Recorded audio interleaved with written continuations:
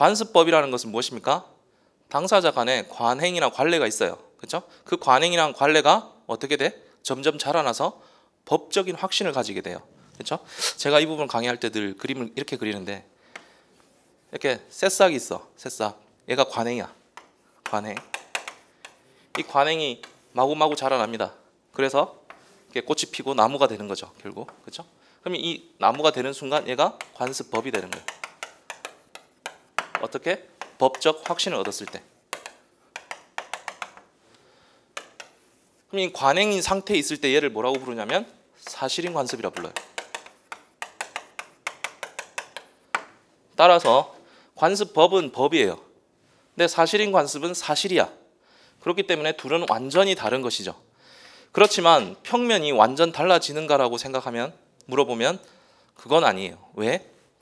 관습법의 요건은 관행이 확신, 법적 확신을 얻었을 때 관습법이 된다고 하기 때문에 둘은 어떤 차이라고 말할 수 있을까요? 정도의 차이라고 봐야 돼요. 정도의 차이. 그렇죠? 단순히 사실로 머물러 있을 때 관행이, 그것은 사실은 관습인데 점점 자라나서 누가 봐도 얘가 나무라는 걸 알게 돼. 그렇죠? 어떤 나무라는 것을. 그러면 그건 법적 확신이 생기는 것이고 그것을 법이라고 부른다는 거죠. 관습법. 됩니까? 그렇죠? 그러면 관습법은 우리가 입법부가, 그렇죠?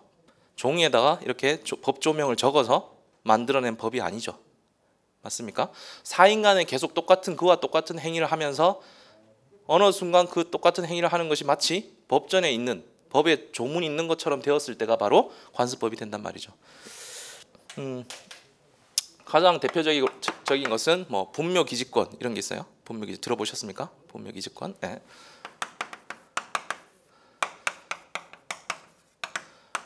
분묘라는 것은 결국 그 무덤을 말하는 거죠. 그렇죠? 분묘는.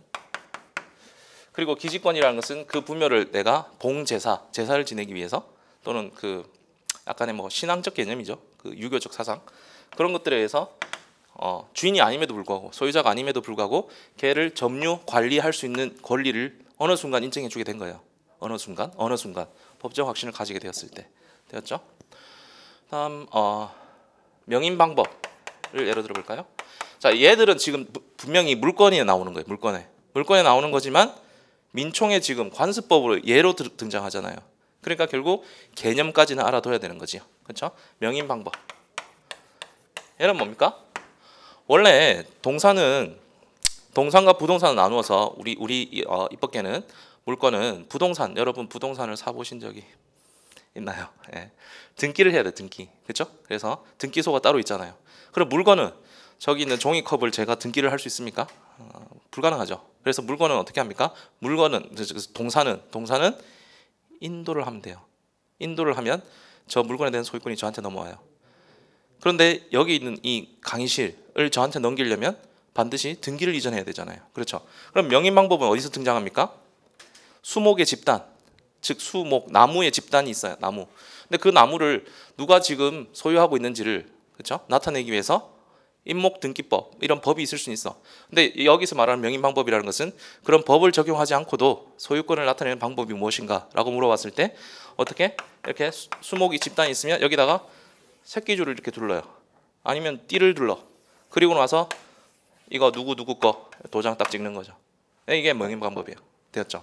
얘는 어떻게? 계속 이런 관행이 계속 있어 온 거예요. 띠를 둘러서 누구 거 하다가 어느 순간 법적 확신을 가지게 되는 거지. 그러면 걔가 바로 법이 된다는 겁니다. 법. 따라서 얘는 성문법이겠습니까? 불문법이겠습니까? 불문법이 되는 거죠. 성문이라는 것은 법전에 들어간 법을 말하는 거니까 여기서는 불문법이다. 자, 그래서 불문법도 인정하고 법률관습법 및 조리를 법원으로 인정한다. 니은 성문법주의를 취한다. 왜 성문법주의를 취한다고 말할 수 있습니까?